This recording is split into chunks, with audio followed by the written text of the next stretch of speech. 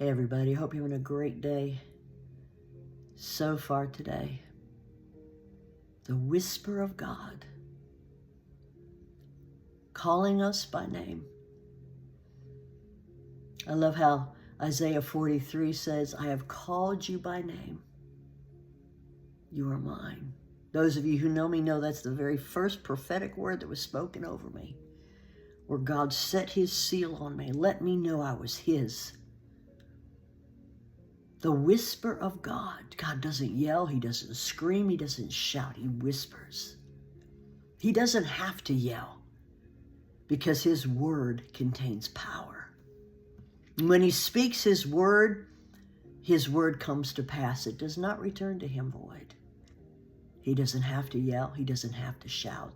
Jesus said, my sheep know my voice, and a stranger they won't follow.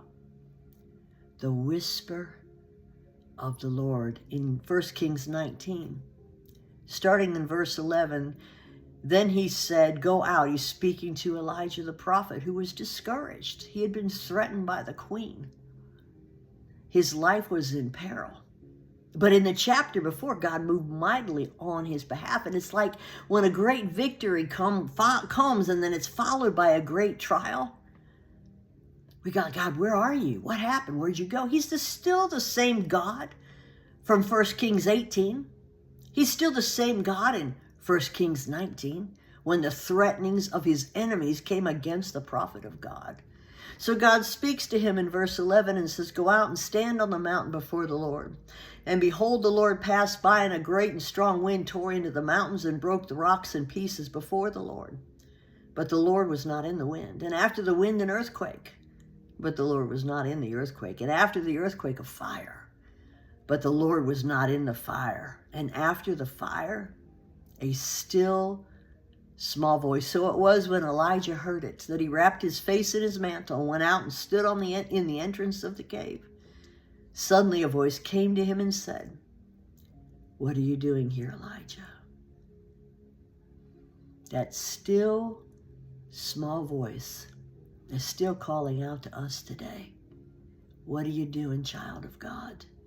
Are you standing firm in the assignment that I have given you? Or are you being distracted by all these things that are going on around you? Last night when I was at church, the Lord began giving me a word for the discouraged ones. And he said, dormant dreams are coming awake. People have given up on their dreams. They've seen the wind blowing. They've seen the earthquakes. They've seen the fire. But that still small voice in this hour is saying, encouraging, those dormant dreams are coming awake. Those things that had seemed lost are being brought back to life. Again, the stripping away that is taking place in this season is preparing us for what he's placed in our hearts, those dreams, those visions, those previous words that have been spoken over us. God's saying, don't give up on them. He's about to dust them off and bring them down off the shelf, and we're about to walk in them. Can you hear the still small voice of the Lord still speaking today? Saying, be encouraged. I am with you always. I am for you.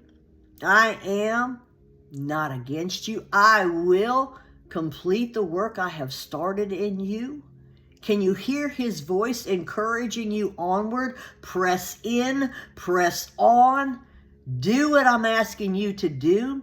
And when the time is right, I will open the doors for you. Somebody needs to hear that today. You've been knocking on doors. You've been trying doorknobs. You've been trying to force doors open. But the doors that God opens, no man can close. And the doors that he closes, no man can open. Look for that door. Do what you know to do now as he prepares you and I for what he's leading us into. This season of preparation that we have all been in is getting us ready for what is getting ready to begin. Yes, a great harvest is coming. But that doesn't mean the enemy's going to lie down and go, isn't that nice? Look, they're doing the work of the Lord. No, he will still try to discourage, as he tried to discourage the prophet of the Lord in days of old. He will still try to discourage us, still try to get our focus anywhere but on the Lord. That is his whole purpose. The enemy doesn't care who we're looking at as long as we're not looking to Jesus. He doesn't care what we're doing as long as we're not doing things as unto the Lord. So today, be encouraged. Listen for that still, small voice. We've got to quiet ourselves down to hear it.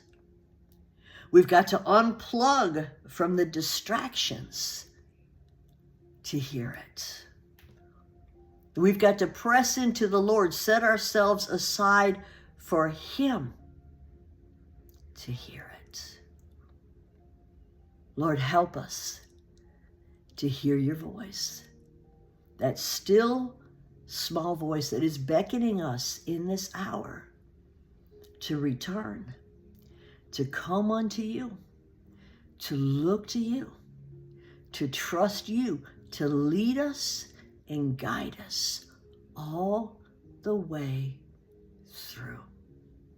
Father, bless your people today. Remind us who you are, and remind us who you are not. God, you're not in the great and strong wind that tears into the mountains and breaks the rocks in pieces.